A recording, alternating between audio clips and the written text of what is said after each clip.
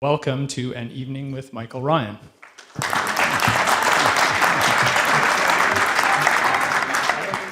A couple of quick introductions here. Mr. Bill Wheeler will be our moderator, interviewer for this evening. For those who don't know, he was a founding partner of Leith Wheeler Investment Council in 1982. Previously, he and Murray Leith ran Pacific Management Limited. Mr. Wheeler entered the investment business with a major Toronto-based financial institution 20 years ago and returned to Vancouver to join Pemberton Securities as a senior investment analyst in 1976. And yes, I would say that 20 years ago is a bit of a misprint. I think you got an old one.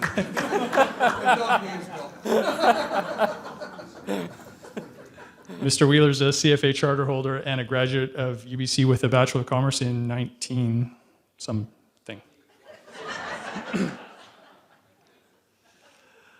And now a bit about Michael Ryan. He was CFA Society Vancouver's founding member and second president from 1966 to 1968. He had a long career in the investment industry, starting in 1953 when he worked as a sales assistant with Hall Securities Limited. From there, moved on to positions with Pemberton Securities, Ryan Investments, and Leith Wheeler Investment Council, where he stayed for 14 years prior to his retirement in 2003.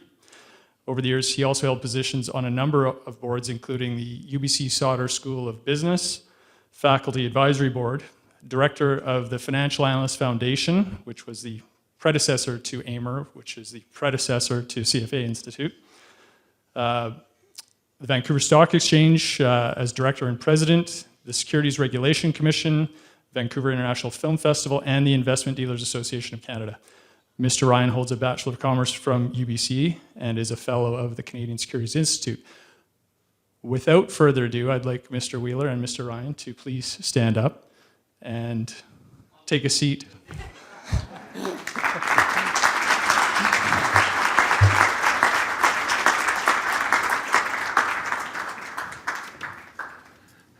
So, is the mic on? You okay? Yeah. Yeah. Great. He left out the first firm I was fired from. What a night. You know, I look out here and half the people in this room have worked either for or with Mike Ryan. And I mean, I see all these tables of Leith Wheeler. I sure hope Jim made them all pay their own way. And a table of Pemberton Securities. Now, Pemberton Securities hasn't even existed for 20 years, and here's a whole table of them. That's called,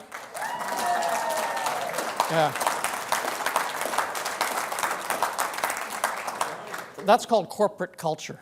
The company's gone, and the people are still back there. Yeah. So, maybe just start from the beginning, Mike. We'll spend a little time here. We'll just chat and then probably have a 15-minute question period or so at the end. We should be 3/4 of an hour and then a 15-minute question period or something. Okay, don't use too much of the time yourself. Yeah, there goes 5 minutes. So, your first job was at a company called H.J. Bird. That's correct. Maybe you could just tell us how that, what you did there and how it came to be that you got that job.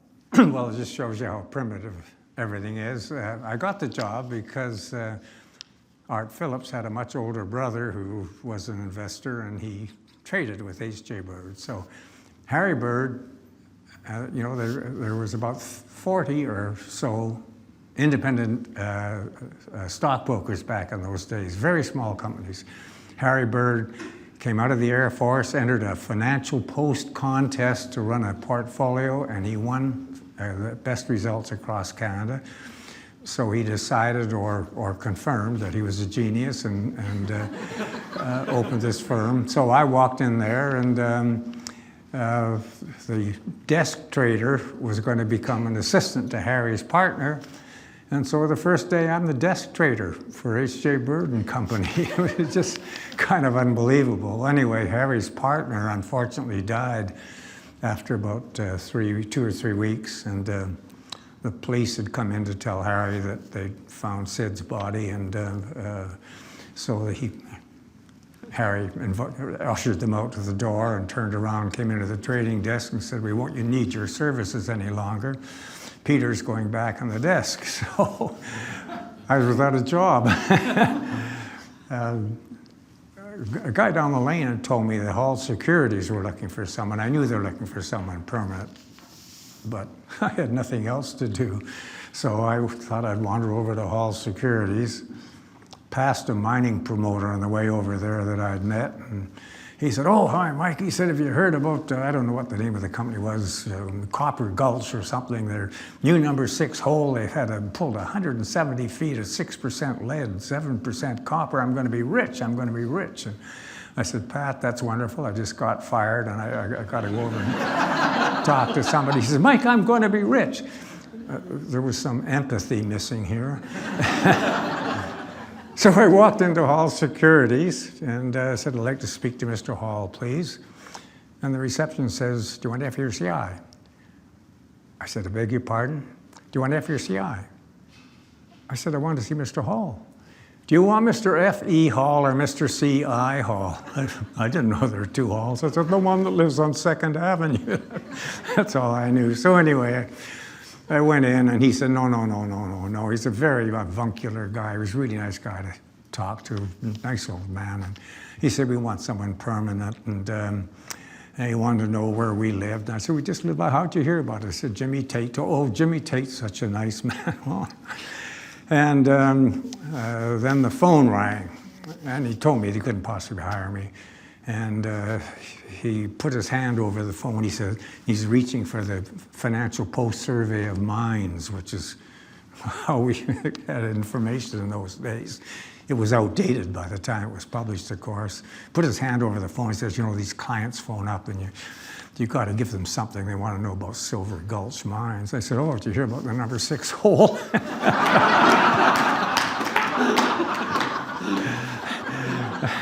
He thought, "My God, this kid knows everything." So he hired me, and so the next morning I walked in and I was to work on the desk with Bill Taylor, and Bill's quite shy and he was not looking forward to having somebody sit beside him.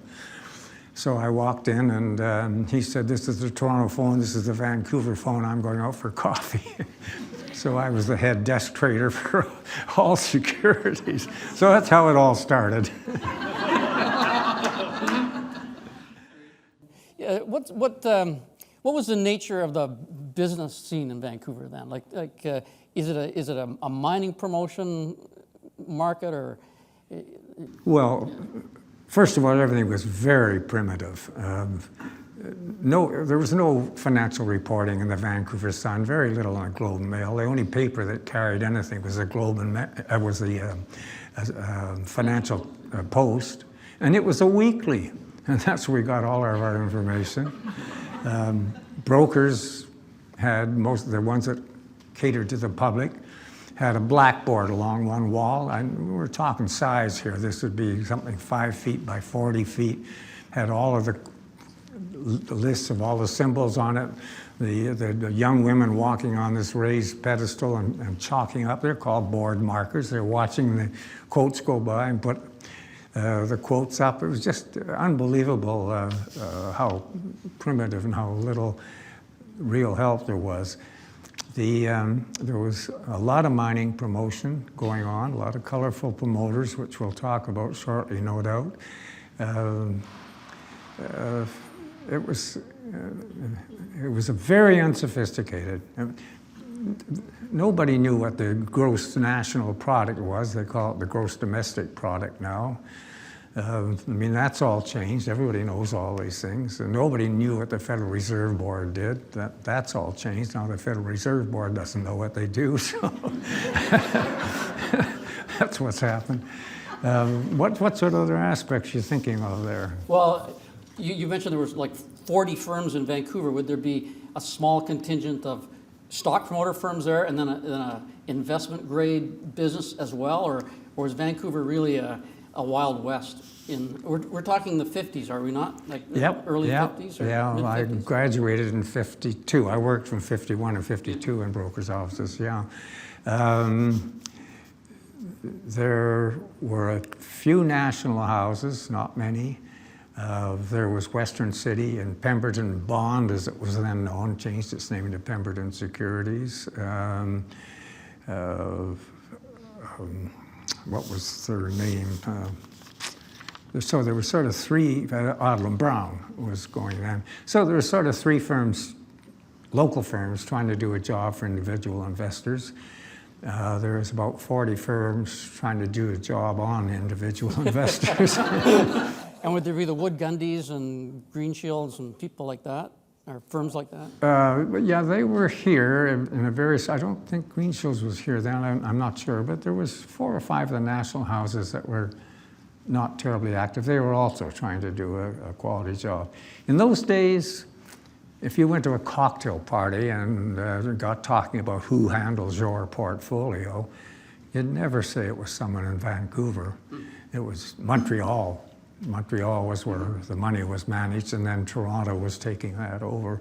So that part of the business, it was there.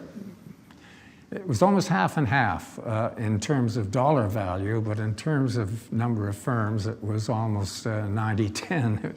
90 of them were doing these promotions, mining stocks, some oil stocks, a lot of mining stocks. Mm-hmm. And how would you go about doing research in those days? Like today, you'd be listening to conference calls and that sort of thing. What was the process, and what were the sources of information then? Well, you had the Financial Post surveys, which they had the survey of oil, survey industrial, survey of funds, and the survey of mines that I mentioned before them. Yeah. That was background. The Financial Post had cards on each of the main industrial stocks in Canada, and those cards would be sent in every week if there was a change in something company. You'd have to file them in this box. You might have seen those old boxes on tables. And that's about the only place you got information from. Well, Pemberton's, as an example, had never had an analyst fly anywhere to talk to a company in the East or anything. It just was too much money. Huh. So would you do corporate interviews? Like how did you go about researching a company for these firms you were at? Yeah, I can still remember one of my first major interviews, and this was Pemberton's, as I say, never sent anybody anywhere. They sent me to Calgary to interview some of the oil companies because Bobby Brown was sort of the big operator in the oil industry there, so I had to go and interview him. And so he sits me down at this big, long, beautiful table, and he'd had other analysts in before, and takes the annual report, slides it across the table to me and says, here's the annual report in case you want to see it. And so I met the challenge. I just folded it up and said, okay, if you want to start with the annual report, there's some notes in the auditor's footnotes that I don't understand. I want you to explain them for me. We became very good friends after that. But he was just used to, analysts were so unsophisticated, and a lot of them would go in and hadn't even looked at the annual reports. I mean, he was just pissed off with all these people. So yeah, I did some of that interviewing, and just a lot of going through the Financial Post cards and trying to find companies that looked interesting. I subscribed to the Graphoscope, which came out I remember that. Once a month, and I was always thought that you got a better feeling for a company if you could see a picture of what the stock had been doing over time. And of course, Art Phillips was very big on following graphs. Before they'd invented the word momentum, he was using that. So I was influenced by that to a tiny degree. It was just so unsophisticated. It was unbelievable. Would you have a quote machine? I didn't have one. There would be one in the office, which reminds me of the quote machines then. They had these little wheels that printed stuff out very rapidly, and it came across a tape, and it came across a magnifying glass and up through a big screen, and all of the public brokers had that, and the stock exchange floor had that. One of the small firms was R. Galletly and Company, and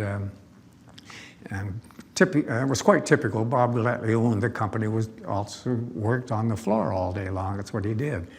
So he had a quote machine, and he took the head off the quote machine, so he didn't have to wait for the tape to get to the magnifying glass. He had about a 5 or 6 second lead on all the other traders on the floor. And if he saw a Canadian Atlantic trading at $4.50 and it was still offered at $4.40 in Vancouver, he'd take the shares and he'd make $5 here or $10 there, and that was his basic business that he did.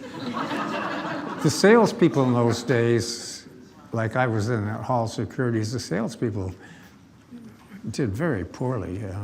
The commission rate on the lower price stocks was 2%. I mean, it was just huge commission rates, but a lot of the orders were for $100 or $200. A salesman that made $20 in a day thought, wow, I really had quite a lucky day. Everything was at a very tiny scale. I guess the guy who took the top off that quote machine was called a high-speed trader, eh? yeah. That's about as fast as you got. So, a delay on the financial information because you waited for the financial postcards to come in. The quotes are slow. You don't have conference calls. Is the market less efficient then than it is now? Is it easier to make money then than it is now because of those issues? Not that I know of. It was still hard to make money then. Yeah. Very few people recorded investment results. Mutual funds were really quite unknown when I started, but started to get known. But to have performance figures, just nobody had them. Nobody did that. So I really don't know. In those days, they were mostly fixed trusts rather than mutual funds. They'd set up a big trust, get some wealthy people to put in $20 million or something, which was a magnificent sum of money. And then they list the stock, and the stock would trade. Usually it would go down to about a 30% discount. And that's where most of the funds were. And again, nobody checked how well they were doing. In the 50s, people were skeptical towards stocks. I guess still left over from the Depression, and we had yields on stocks exceeding yields on bonds. And but you've always been a stock guy. Why? Why back then were you oriented to stocks and not bonds? I really don't know. There was no history in the family that way.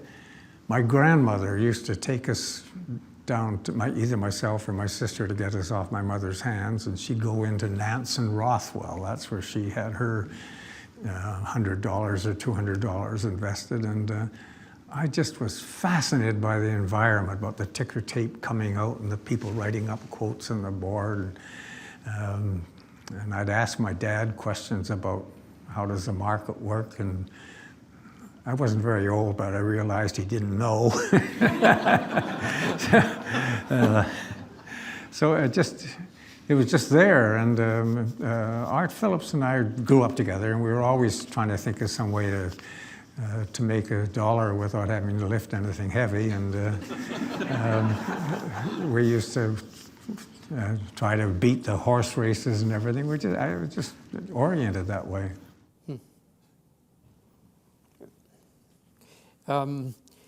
After Hall, you went back to Pemberton's and then on to Stevenson Ryan. What was Stevenson Ryan? Well, Jerry left Pemberton's to form Stevenson Donaghy, and Jerry was the smartest, tough businessman I've ever known. He was just incredible, his instincts and everything. Unfortunately, he was too tough and sometimes hard to get along with. Anyway, he didn't get along with Donaghy for a while, So he wanted a new partner, so I joined him, and we did it for 3 years. I got to realize we just aren't going down the path I wanted to go down. So I said, Jerry, you know, we should sit down and talk about this. And he just said, okay, clean out your desk. and 10 minutes later, Stevenson and Ryan broke up. So I phoned my lawyer and said I wanted to start an investment firm. And again, to just show you how informal and friendly, everybody knew everybody. Jerry wouldn't pay the money out to me that I had in the firm immediately. So when we wanted to join the stock exchange, I didn't have the $70,000. I didn't have that much to. And the exchange said, that's fine, Mike, we know you. You know, give us what you can, and when you get your money from Jerry, then you can pay us the rest of it. So that's how we became a member of the Vancouver Stock Exchange. Just going back a bit to your history as a research analyst, do you have a mentor along the way? Like how did you learn about this? Was there somebody who guided you in the early years, or? No, not in that form. I did have a mentor, but I was too stupid to know he was a mentor. And they hadn't invented the word then. So, but one of the senior clients at Pemberton's always talked to the senior director, and then he always wanted to talk to me because he liked trying to tell me to smarten up. And he gave me some advice, which you'll remember. The first time I had to fire somebody, I really found it pretty stressful, and I told him that. And he said, I'm surprised to hear such a stupid remark come out of a smart man like you. And he said, when you fire somebody, you've got to know that it's the best thing for them. And if you aren't sure of that, you're making a mistake. And that was wonderful mentor advice, and I used it 100 times. Half those people that you work with are here, have experienced that. Yeah. Well, it's amazing. I used to quite frequently pass people on the sidewalk and say, Mike, I don't know if you remember me, you fired me. It was the best thing that ever happened to me, and it really was true. Yeah, no, but we just, Art and I, Barron's had a special on financial books. There was 9 of them. Art and I jointly bought the whole package and read them all. I read The Battle for Investment Survival by Gerald N. Loeb. And he said in there, the best way to invest for the long term is to invest for the short term. And he made a very good point. If it's just step by step by step, it isn't that you go here and you know what's going to happen 10 years out. So those things kind of influence, but really, Bill, I look back and I should have been advising people. I didn't know anything. You know, when I was in university, I was aware of Ryan Investments, and it had a great reputation in this city for just being a firm that was with it and on the money. The 60s had been great for stocks, and your firm was doing wonderfully. I remember in my graduating year, the 2 top students in my year were able to get jobs in Vancouver, and one of them went to a little startup called Phillips Hager and North, and the other one, who's Ken Shields, got a job with you, and that was a pretty exciting firm for Ken to get a start with. It was a really amazing firm. Maybe you can just tell us what was the niche and a bit about Ryan Investments. Well, I think one thing that was important, and this will be flattering to Ken, is that we're trying to really hire outstanding people all the way along. We tried to hire really outstanding salespeople. We wanted everybody to be top. And I wanted to have a firm where we were really studying stocks. We were really trying to come up with some good ideas and just really trying to do something for the clients. So that was our drive, and it was working because we only had 1 or 2 problem employees for years that just didn't work out. You know, that, well, I mean, really were There's some that didn't fit and went on to better things. There were just a couple that were bad apples, but that's all. We had just had very high quality people. Mm-hmm. And the niche was mostly U.S. stocks, wasn't it? Well, investment grade, growth type stocks, was it? We drifted that way. Murray Leith was doing the most of the research for us. Dave Reed was also working with him, and so we drifted in. We were doing a lot in U.S. stocks before any other broker in town was. Merrill Lynch was coming to town, and everybody warned us, oh boy, you're going to be out of business with Merrill Lynch here, because that's kind of one of your shticks, that you're doing these U.S. stocks. And I said, no, no, no. The best place to sell cameras is next door to the best camera store in town. That's where the foot traffic is. I said, Merrill Lynch is going to increase the popularity of American stocks. And boy, was it true. That was a really big boost for our firm because of what we were doing. There's a few tables here that would be surprised to hear that Murray Leith was a growth stock investor. But he was also a quick learner.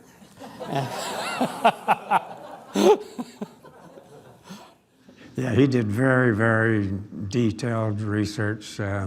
He got very interested in the lumber and forest products areas and the banking area. Even before Leith Wheeler was formed, he really sort of specialized on that at Leith Wheeler. Then he just looked around for stocks and did a lot of work and came up with a lot of ideas. Mm-hmm. Are there some?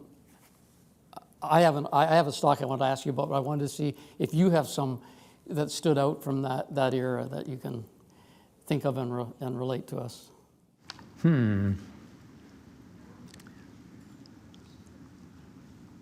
I don't really know. What do you think? What was the stuff we recommended, or stuff that was going on, or?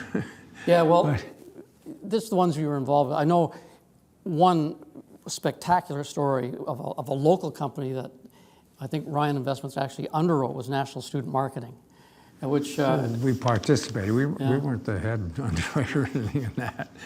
Yeah, no, those two local guys, were they twins or brothers? I think they were brothers, yeah. Brothers, yeah. National Student Marketing, and it's an interesting one. It was a total fraud, which we didn't know. And I'd like to, because some of the other frauds that went on are quite amusing. And they got written up in the Wall Street Journal and probably in Forbes or some of those magazines. It was a fabulous company before it was discovered. Yeah. And they were boasting about their big operation in Los Angeles, and so the press wanted to go because they had some reporters down there interested in it. So they came and they had a big, huge room with all these people working away, and it was really impressive. They were all actors. They'd hired them for the day, and the next day the office was cleaned out.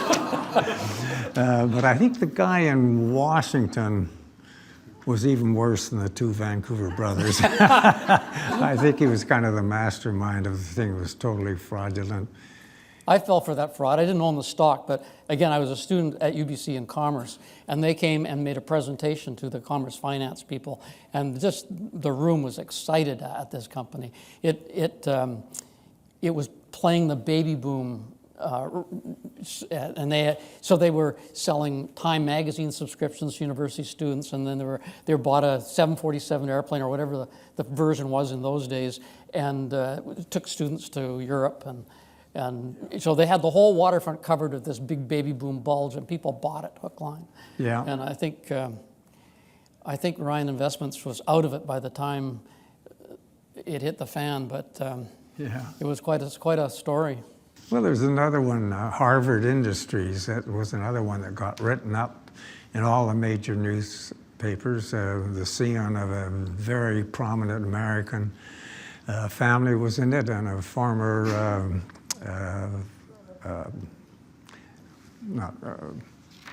the head of the government in Canada, what am I trying to think of here? Prime Minister, a former Prime Minister was in it.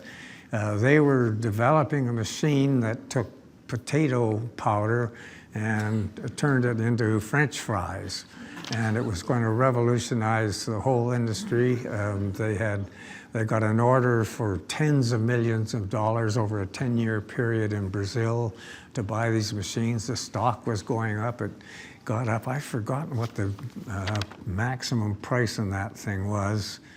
They installed a machine out at UBC, and unfortunately, it smoked so badly that it set off all the fire alarms.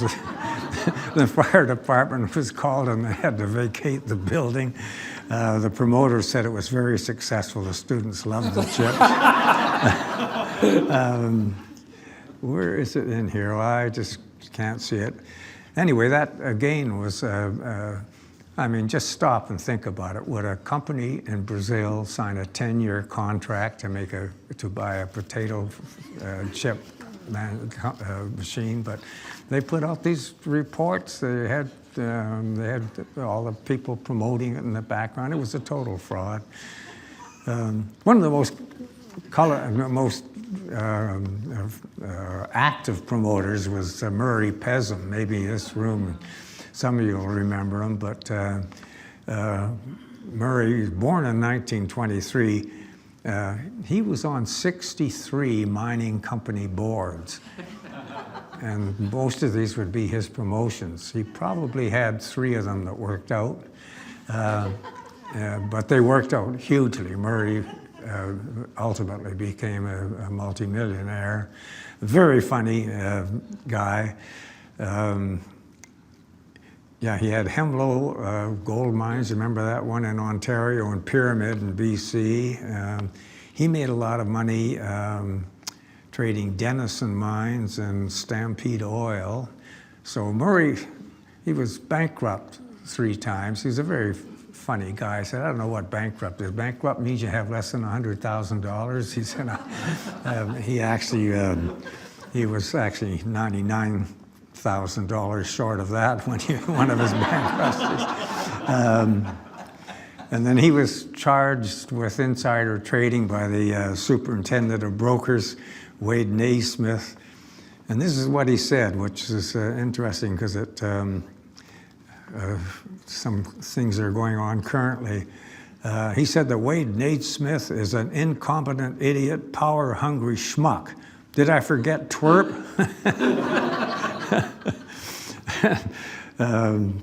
Yeah, he talked about a lot of people that way, and I mean, this guy could have become president of the United States. That's the kind of the way he talked. What was the other thing? Oh yeah, he had a roast, and they had Milton Berle. Do you remember Milton Berle? He was one of the great prominent stand-up comics of the time, and he just said what a great man Murray Pezim was. He said, because of Murray Pezim, I now have $14 million. Before I met him, I had $30 million. Just those kind of jokes. Pezim loved to tell a joke about there was a true story. Apparently, somebody was up on fraudulent promotion of a stock and was found guilty, and the judge was reading out the judgment. He said, so the jury has found you totally guilty of this fraudulent promotion, and we'd all like to get some stock on your next deal. And then, oh yeah, Harry Mall, Harry Mall, he had cross-Pacific pearls. He said he was, and these were all promotions on the Vancouver Stock Exchange. He was going to grow the biggest pearl in the world. It was the clam was already on display in Hawaii. The clam was going to be about the size of a bowling ball. It was going to be worth hundreds of thousands of dollars, so you had to get in on his stock pretty quickly. He actually had some clams which were had pearls in them. It turns out the pearls had been put in there the night before. And the clam in Hawaii wasn't even seeded. So we had that promotion, and again, these things, that one didn't get on any of the American exchanges, but that sort of crap was going on, and I say of all these brokers, most of them were promoting mining stocks had escrow stock, which they'd buy for a tenth of a penny or something, and it would eventually go public at 10 cents or 20 cents. Of course, you can't sell the escrow stock, but you didn't know where all that stock was coming from the Bahamas and everywhere, because they were all putting it. It was just what everybody in those promotional houses did. So that half of the exchange was pretty unsavory. Yeah. In the early days of Leith Wheeler, our office was in the Stock Exchange Tower, as was Murray Peasants.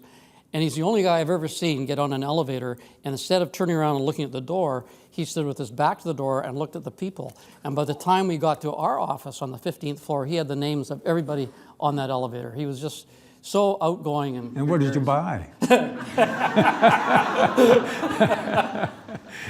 Yeah, that was him.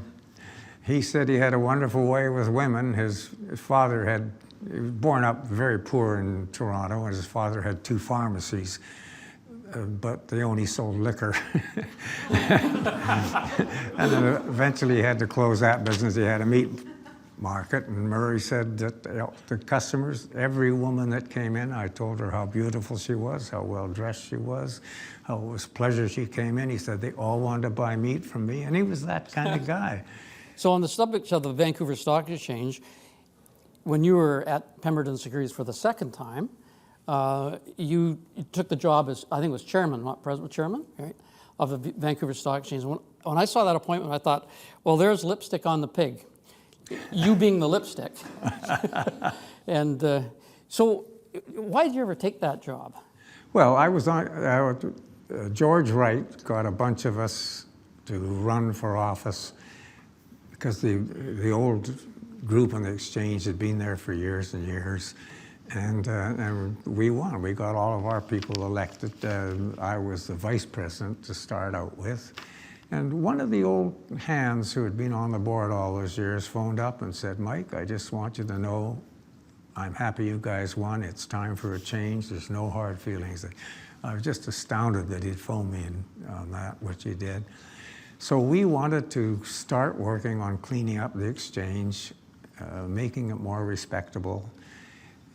The superintendent brokers, see, the exchange has no police powers. They couldn't investigate people. They couldn't do any of these things. They could have done more, and we intend to do more. The superintendent brokers did not do their job. What was one of the other bodies, the Investment Dealers Association wasn't concerned with it, but the RCMP should have been doing a lot of the investigation. They finally appointed an officer to be in the exchange all the time. He had no understanding of finance. It was just hopeless. So nobody was doing this job. We just thought, we're going to change it. We brought in a more professional president to run the exchange. Our first one failed, and we got a second one in. And then when Rusty Gopel and that gang took over the exchange, they brought in Don Hudson, which was another step forward to getting a real businessman in to run the exchange.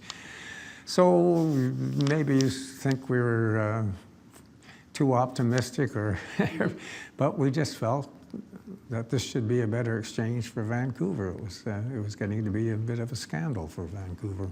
Yeah, I wondered why the province didn't put some teeth in the Securities Commission. We had Adrian Duplessis writing stories and David Baines writing stories. The Forbes finally did one where they tagged it the scam capital of the world, and you'd think that there would have been, maybe the die was cast then. It wasn't retrievable, but I always wondered why the province didn't take a more aggressive approach, as it seems to have gone to Toronto, and they've done a decent job with it. Yeah, I just can't answer. They just didn't do anything, and a lot of it was out of ignorance, but stuff that was going on was clearly criminal. And nobody was doing anything or investigating. When that Scam Capital World ABC television came out here and did a television program on it, I mean, they got a video of a woman on the phone just stealing money from a client and being very proud of herself, or she was so skillful doing this. a psychology professor out at university who's written 2 books on sociopaths, just said that the Vancouver promotional scene was a bunch of sociopaths or psychopaths, kind of interchangeable, which was the case. And you're right, they didn't do anything. We thought at least we could clean up or improve the administration of the exchange itself. Yeah. On another subject, in the course of your career, there's been a change in women in the business, from 100% back office to still dominated by men, but still quite a number of women are in the business. Can you just talk about that and where you saw that beginning to change? Well, we were the first firm to hire a woman and make her a trader. And she was a trader on our desk, Noni Ojero. The guys were just awful to her. I just couldn't believe they could be such animals. And I said, Noni, we got to take you off. And no, she said, I can take it. I'm going to do this. And no, so we shifted her, and she was terrific. So she did a much better job for us in another area. But that was the start of some kind of breakthrough. And then, of course, at Phillips Hager and North, their trader was a female, and of course became very wealthy by the stock she accumulated, and became sort of the role model for all the women in finance who wished to get a job like she had. Now all this stuff just seems so quaint, but that's the way it was back then. Yeah, I remember the first couple of female brokers at Pemberton, and they had a pretty tough time of it. Yes. One of them is here tonight. Yeah, yeah. Yeah, a survivor. Yeah.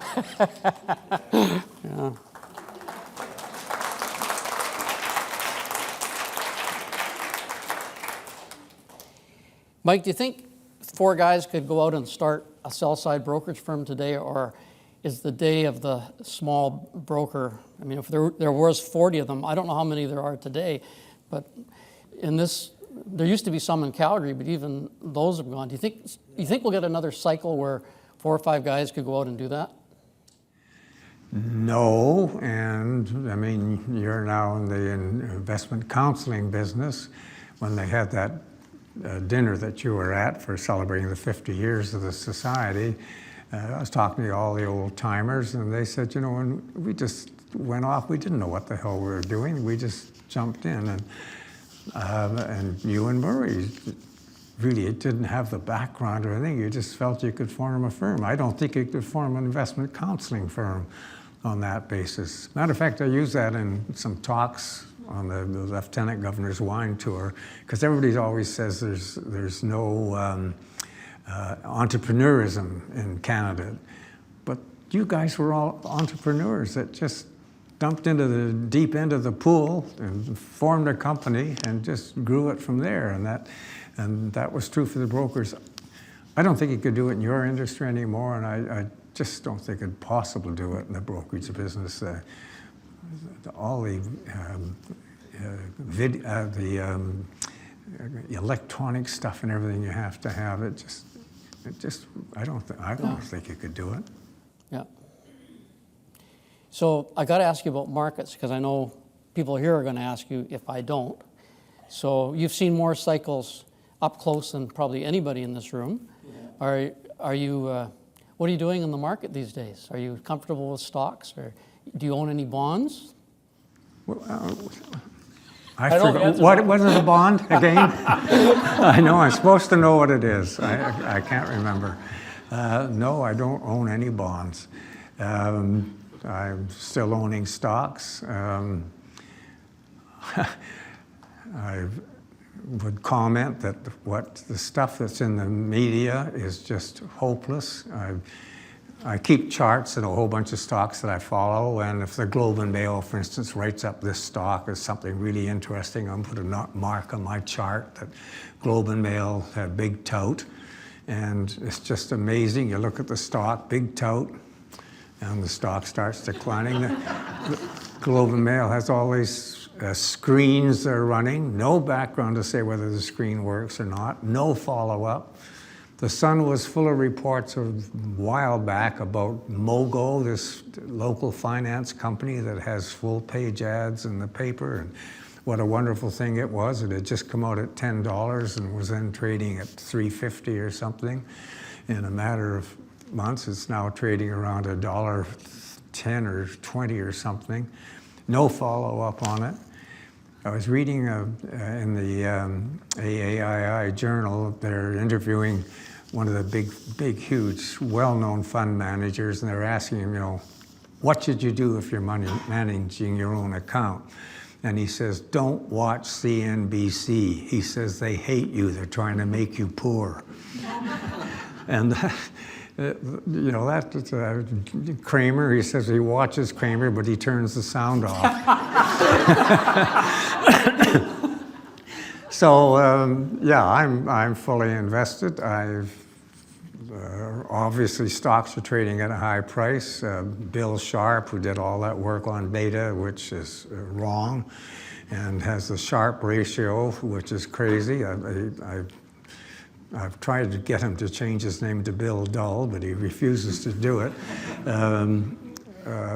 They're just not recognizing that interest rates are so low. Of course, the price-earnings ratio is higher, and there's a lot of good things going on. I don't know what the market's going to do over the next 6 months or a year. Remember, we tried to come up with some indicators at Leith Wheeler. We went through 10 or 15 of them. I back-tested all of them. There was only one that worked slightly, and that was on the VIX index. But the correlation was so low that it was so close to random. I didn't know enough statistics to know whether it even meant anything. There just isn't anything that indicates what the market's going to do. So I'll be in there until it starts to look really awful, and then I'll be out of there. Who was it? Just Morgan Stanley just came out and said the market's headed for a big drop. Their analysts got credit for predicting the drop in 2000, 2001. And he did predict it in 1996. The market more than doubled when he first started that prediction. He repeated it in 97, 98, 99. He repeated it in 2000, and he was a hero. So I don't know what the market's going to do. I think there's lots of good stocks out there, and I love owning them. And Right. When I first met Mike, it was a job interview. He was interviewing me for a job, and we were having lunch. And I said, this is where I got my first lesson in the market, when Mike said to me, Bill, in the market, as in life, there's no such thing as a free lunch. And I figured, okay, either I'm paying, or Mike doesn't believe that he believes the market's pretty efficient.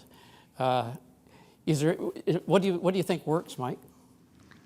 First of all, I think the market is efficient. The efficient market hypothesis is being disproven because it was never properly worded in the first place.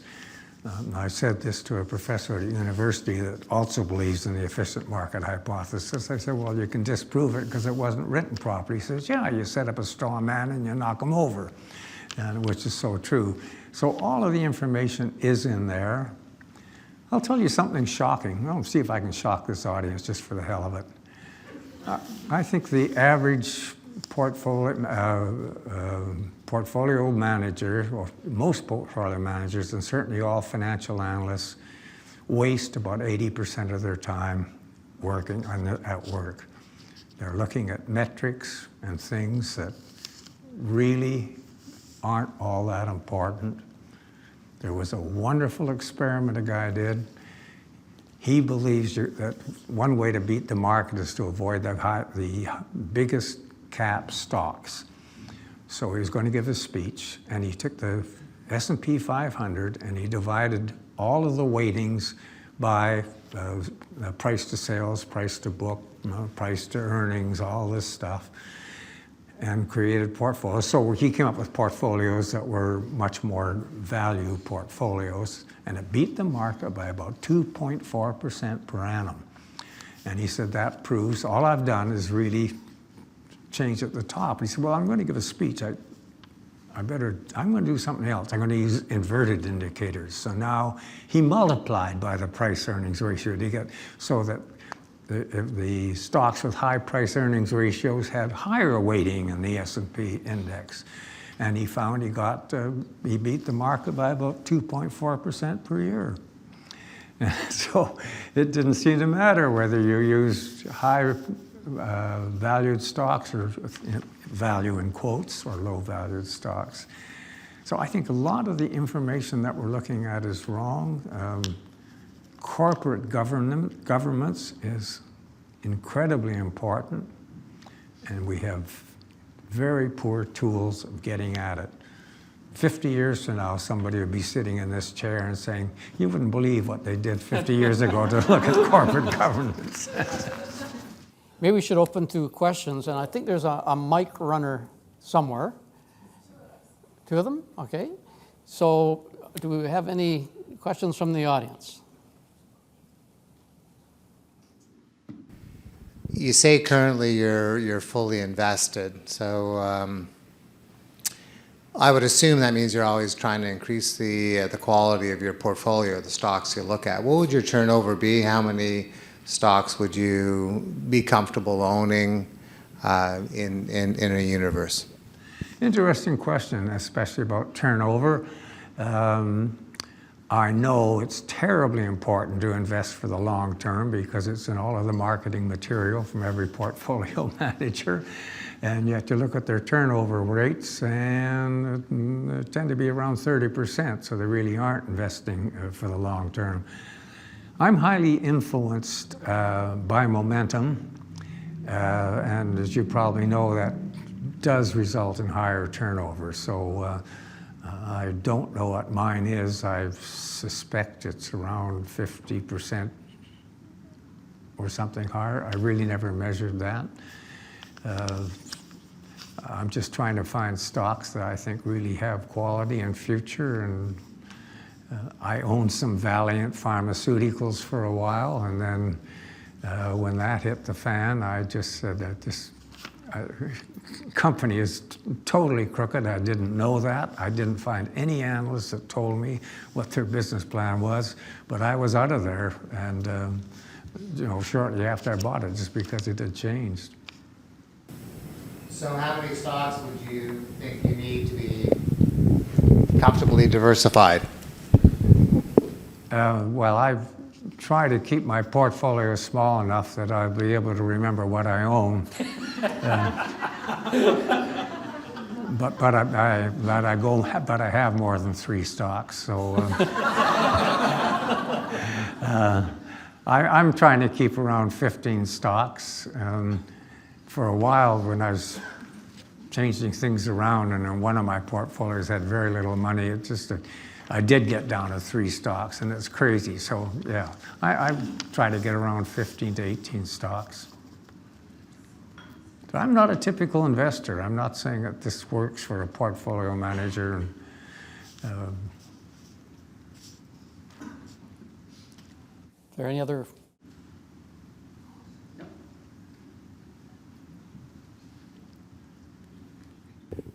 Michael, you've had obviously a lot of individual stock investments over the years. If you could perhaps talk about 1 or 2 that were really sure things, really, really good opportunities over the years. Where were the slam dunks in your career, and what did you see at the time? Oh, that is a tough one. I'm trying to remember the name of the stock that I only had one stock that I've owned for as long as 3 years.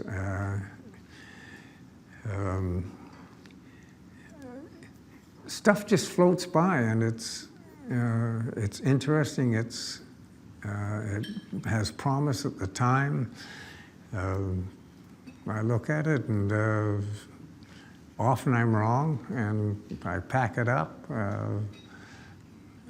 I really don't think in the terms of what you're asking in the question, so I really don't have an answer for it.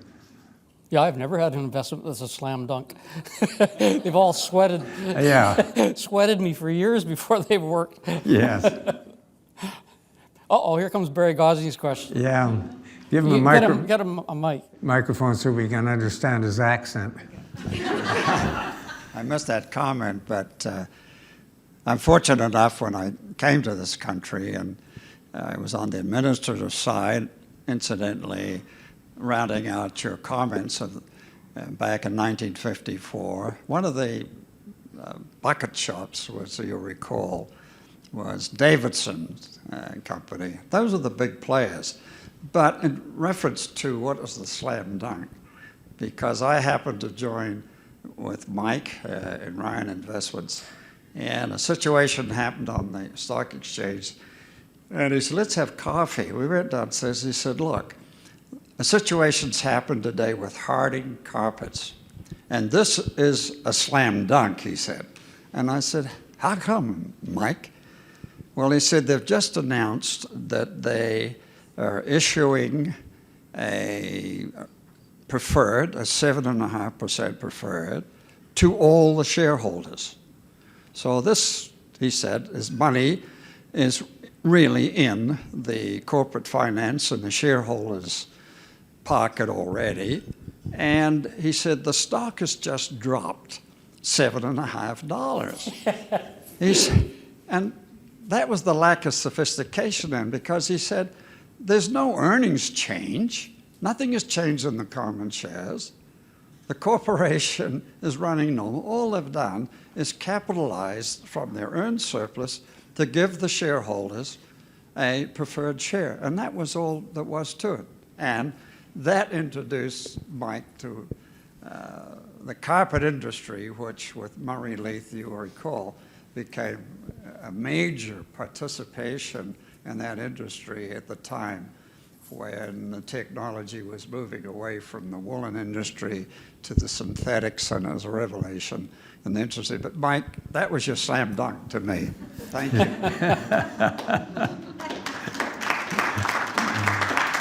Actually, I do remember the first stock when I started picking stocks for Leith Wheeler was Buffet's. And I thought this stock was just absolutely terrific. It certainly didn't sit well with Murray because it was too exciting. So they decided I'd have to go down to the States. I went down with Dave Giles. We looked at a couple of companies, and You had to eat at the cafe, did you? well, I was going to kick the tires, and so being really smart, I said, what I'm going to do, I'm going to ask to talk to the manager, and I'm going to go in around 10:30 because that'll be the shoulder period. Breakfast will be over, lunch hasn't started yet. The manager will have time to talk to me and explain everything. So I went down to the local Buffet's restaurant at 10:30. The lineup was around the corner of people waiting to get in, and I thought, this is a slam dunk. But they didn't. We didn't buy it, and it actually was a terrific stock for quite a long time. Mike holds a grudge. Tom? Mike, lots of young minds here in the room. When you worked with young people at Leith, or just think about it now, what are the barriers that get in the way for them to deliver good results and do the right things? I'm sorry, I didn't totally get your question. What are the barriers that get in the way of people, young, smart people, delivering good results? Oh, yeah. Well, one of them we discussed shortly when we were talking before. It's just a natural human nature. You get married to your good ideas. You get married to your stocks. And I've talked to so many portfolio managers or analysts or stocks doing poorly. They say, yeah, but it's a great company. It's going to come around. I know the people. I've talked to the president, and he bought me lunch. And that's just a human quality there that's tough. I think it's very hard to run against the crowd, that to really, and I know your firm is definitely doing a very unique kind of job. Tough to do that. Everybody likes to talk about government, their big bureaucracies. A lot of the investment managers are big bureaucracies, and I think that is an impediment. I really, first of all, for every buyer there's a seller, and for every seller there's a buyer. That's basically. And if your company's buying a bunch of stock, or your investment advisory company, chances are you're buying it from another investment advisory company, because they control roughly 80 or 85% of all the trading. Now that's a no-sum game. Fortunately, the leakage, the cost of running the game is much smaller than it used to be. But that's a problem there too, that you're just always competing against other people who are as educated, as trained, and hopefully as disciplined as you are, but probably not. So I don't know if that's a thorough answer, but I think that's where it starts. Good. Should you take one more question? Yeah, Michael, what I was wondering about, buying a stock is very easy, selling is very difficult. And what I wanted to know was, what are the things that make you want to sell a stock and sell it and stop being married to it?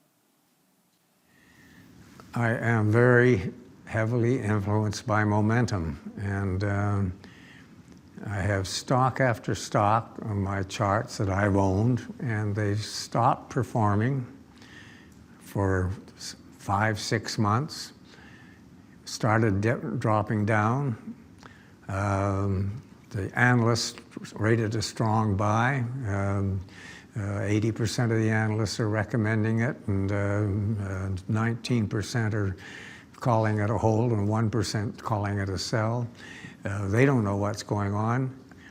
I think something's going wrong in that company, and I can show you time after time when that has worked. I can also show you a lot of times when it didn't work. I can show you a number of errors I've made, and I say to all the kids out at university, if you're afraid of making errors, switch into a trade school, because in finance you've got to be prepared to make errors. It's a batting average game.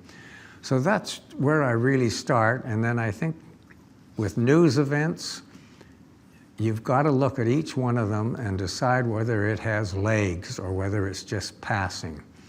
I mean, I mentioned Valiant. When I found out what they were doing, I thought, this is a disaster. It's just going to keep getting worse and getting worse.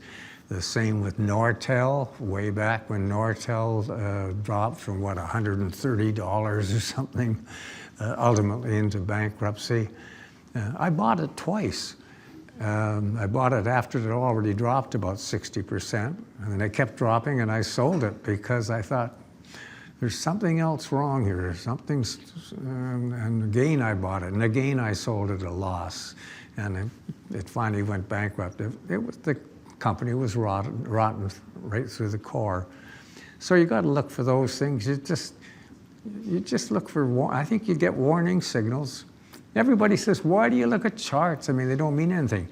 Why do of all the leading indicators, is the stock market the only one that tends to predict what's going to happen to the economy? It's something to do with things not changing abruptly, but starting to change. That is, the stock market is so price sensitive that it shows up there before anybody else has figured it out. I think it does that in stocks too. So that's really, I have no hesitation in selling a stock. I have no love whatsoever for any stock that I own. They're just pieces of paper. All you're doing is buying price change.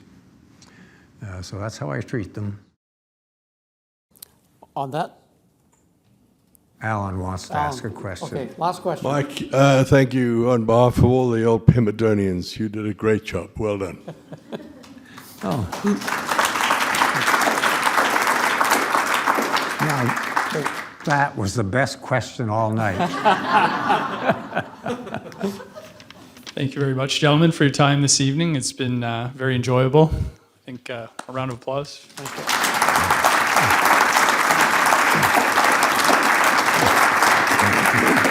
Thanks very much. Mike.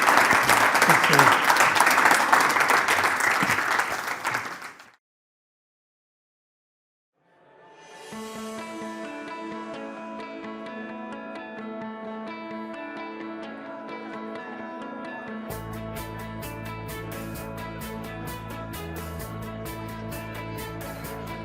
I first met Mike Ryan when I started my first career job, which was at Pemberton Securities in the mid-1980s. And he was this tall, distinguished-looking gentleman, always dressed to the nines, often with a bow tie, and he used to drive around town in his convertible green Mercedes, vintage, very funky. And that's in fact how I would describe Mike. He's a perfect gentleman. He's always been a gentleman, very kind-hearted, and always quick with a smile or a joke to help ease the way.